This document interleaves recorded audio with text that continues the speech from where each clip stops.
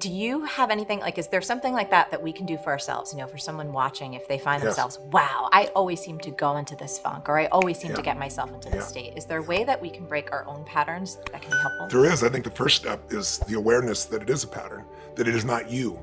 It's really hard to change yourself. It's easy to change a pattern. But when you've lived a pattern so often, we get the illusion that that's me, that I'm, a person that puts things off, I'm a procrastinator, or I'm, not aggressive, or whatever it is. And we have all these aspects of our life, some of which are more developed than others, but they're in there. So I think being aware of the pattern, it's limited step one. And then step two is breaking it.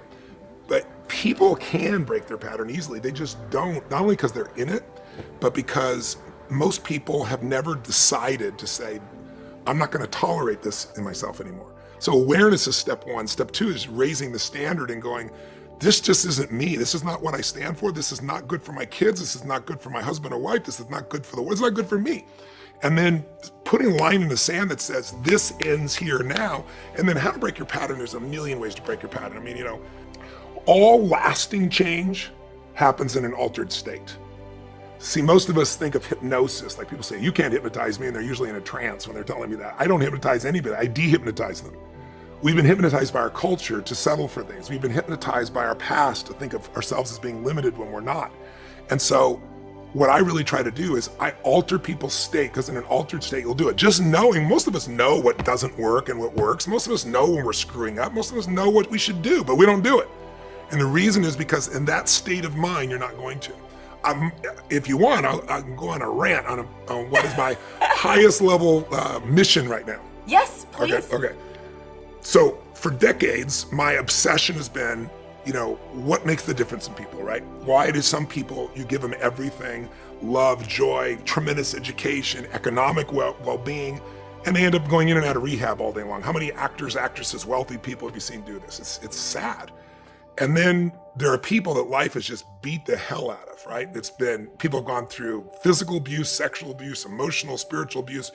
And many of those people, rather than being broken, become so hungry, so driven, because they don't want anybody else to experience that. I'm an example of that they become masterful in things, right? But along the way, I was like, okay, so what am I really about? I said, my real mission is help people get what they really want. And help them have what I would call, you might say, I want to lose weight, I want to make more money, I want to have a better relationship. But what people really want is an extraordinary life, a magnificent life, which to me is life on your terms. Not Tony's terms, not your friend's terms, not even your spouse's terms. Like, what is going to light you up in this life? And once people know what that is, you need two skills to get there. One I've taught for decades, the science of achievement. And you know me well enough, and I know you well enough, that we both have been obsessive about finding the strategies that can help people get the result they want faster than they ever have. And you're brilliant at it, and I'm really good at it, and we have a lot of friends that are really good at it. But most people can figure that out. We can help them do it faster. And I think that's a great service, and I love being able to do that. And I love knowing answers that can help people so quickly. But it's a science to achieve, meaning if you look around and I wrote a book, I think about a year ago. I spent 4 years on it, and I wanted to answer the question, how do I help people financially in a world where most people are suffering, especially with the markets in turmoil? And I thought, I don't have those answers. I have some answers. The people with the best answers, the ones you should go. If you want to achieve something, find somebody getting the result you want and model them. Success leaves clues. Go find out, right? My original teacher, Jim Rohn, taught me that. I never forgot it. So I went out and interviewed 50 of the smartest financial people in the world. Everybody from Warren Buffett, Carl Icahn, and I found the common patterns. If you live by these patterns, you'll have more than enough money. You may not be a billionaire, but you'll have more than enough money. If you violate these rules, the science, you're going to have too much month at the end of the money. You're going to be stressed out. Same thing with your body. We're all biochemically unique, but there are rules you and I both know scientifically that if we violate them, our energy drops. If we align, and we're going to have disease, if we align with them, high energy. So that's the science of achievement. Get there quicker. How do you do it? One, obsess about what you want, right? Focus on it continuously. Have so much emotion about it that you take massive action. Keep changing your approach. Model somebody really great. And then with some grace, take some grace too. Yep. Some call it luck, some call it God. If you do the first 3 steps, that 4th step usually kicks you over. But the more important lesson, and the one that I'm obsessed by getting into people's minds, so I really appreciate me planting the seed with everybody, the one that'll change your life more is the art of fulfillment. And I say the art of fulfillment because What will turn you on, excite you, fulfill you is going to be different than this man here who I know is your friend behind the camera and this beautiful lady here. It doesn't matter how close we all still are fulfilled by slightly different things. And so,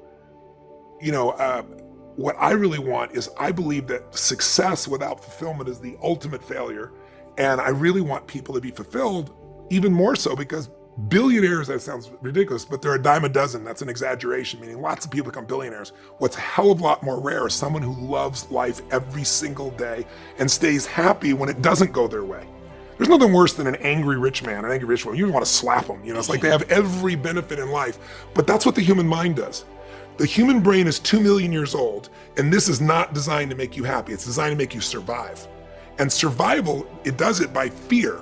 So what the brain does is looks for, what do I need to fight or flight from? And so it's always looking for what's wrong. And our minds can take us over unless your heart is what's running you. So what I try to do is show people how to shift that. Achievers don't think they have fear. I've shared with you before, like, stress is the achiever word for fear. I'm never fearful, I'm just stressed. Well, if I follow your stress, it'll take me to your fear. So what I found is, I suffered because suffering, there's only 2 states you can live in, 2 types. Beautiful states of being. Happiness would be one. But if you just try to be happy all the time, it's not real. Right? If some people smile so much their face hurts. It's a beautiful thing, but our nervous system needs variety in our nervous system. So think of it this way. Beautiful states could be awe. It could be love. It could be passion. It could be a courageous moment. It could be being driven. It could be happy. But in those states, no one has to tell you what to do, and you always treat yourself and others in the right way, and no one has to tell you to, because in that state, you just do the right thing, in those states. The other states we can live in are suffering states. And I have a good friend named Krishnaji. I was in India with him. We were having a discussion. He goes, you talk about peak states and lousy states. He goes, I look at those as suffering and beautiful states. And I was like, so suffering would be frustration, anger, overwhelm, stress, worry, loneliness, depression. There's a range of them. And I wasn't depressed, but I'd be, of course, pissed off or frustrated, overwhelmed at times. And that's part of life. Right. Here's what I believe today. That's not part of life. That's the mind. That if you don't manage it, you can have everyone loving you. You can have those beautiful family. You can have 20 Academy Awards. You can have all the money you could spend, and you're still going to be in pain. So my invitation to those viewers that are watching us, and to you as a dear friend, yes, is to raise the bar on what we call suffering, so you see it for what it is, and to realize that you can free yourself from it. And it's not some ethereal, spiritual thing from India to do that. It's just, I think life is too short to suffer.